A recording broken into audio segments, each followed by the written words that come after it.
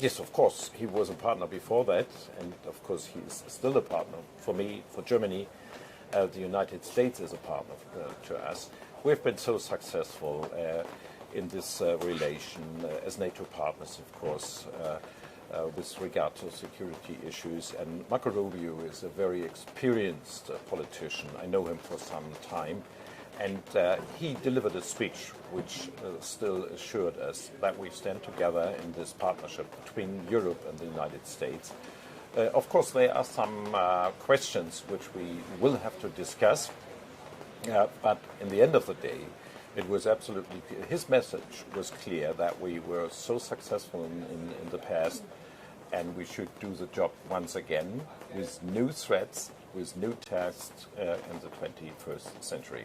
And also a new world order. That's what we were saying as well, that the old order, which we used to know, including international institutions, seem to have failed in his view. And there might be a new order driven by the United States, and we can follow. That was also one of the takes from that speech. Would you see that as well? I would say he doesn't want to abolish the whole order we do see now and the whole UN system in particular, but he wants to reform it, he wants to strengthen it, he wants to become it more effective, and this with some good reasons. So we share that argument and we share that perspective. Of course, we have to further discuss this to come in conclusions, but the UN system is not. He didn't put the whole UN system into doubt, and so nor do we. So this is I would say, a common ground for now measures to be taken on the UN level, and of course we see the pressure which is there because. As he pointed out, the UN system has to be able to solve concrete problems we do have on the world. And of course, it wasn't able to solve the Gaza conflict, to solve the Ukrainian war conflict, the Sudan conflict, and so on and so on, and Iran also. So this is correct. But okay, we expect now the United States to associate with us in order to enable the UN to be more effective in the future. So your take from that speech and also from probably your encounters is more that the path ahead is more friendly and perhaps more cooperative. Is that right?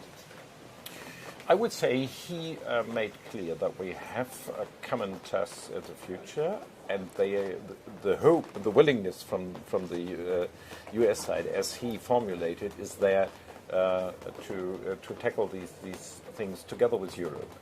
Of course, there were some issues he raised we would answer differently when it comes to the migration problem, when it comes, of course, to question how we organize our legal framework here in Europe with regard to the digital services, and of course also with the question of freedom of speech and so. But this is what we are doing on our own. And Europe has also learned that, of course, if you ask for more European sovereignty, you will receive it. And that also means that, of course, we are more independent than we were in the past.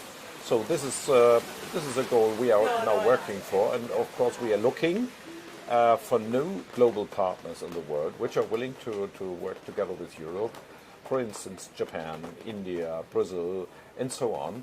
So this is, I would say, if you are looking to a new global order, this means we keep our alliances, but additionally we have new global partners, and this is a good future for Europe. Yeah, there's one partner who is actually volunteering, that is China.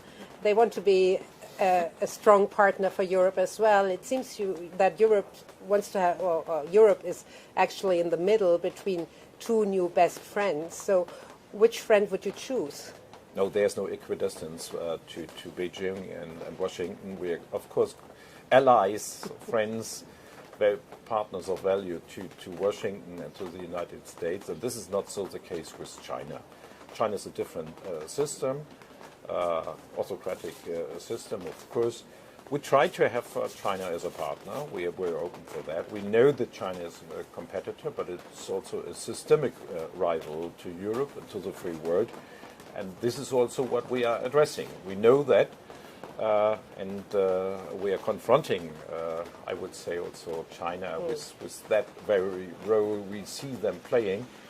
But okay, we are always open for partnership, also with China. Let me ask you about what Chancellor Merz did say here in Munich, because he was saying that Germany is ready to assume a new leadership role, of course, with the caveat that he wants to do it together with everybody else, but still, leadership is discussed. So what does it mean for our foreign policy in Germany? No, it means really that we have to be ready to formulate for others what the common goals should be and to go forward, to be the first one. We did so in the last year when, of course, the head of the Hague summit of NATO saying that we would be ready to make the 5% goal in defense spending. So this was, I would say, a good example where Germany showed leadership and was going ahead. And also when it came to the Greenland discussion we had some days ago, Germany was clear that Europe first, the sovereignty of Denmark and Greenland are our first priority. And that was also some kind of leadership we showed. And we saw other countries were following, were accompanying us. And in that way, Germany should understand now that we have a new responsibility in Europe.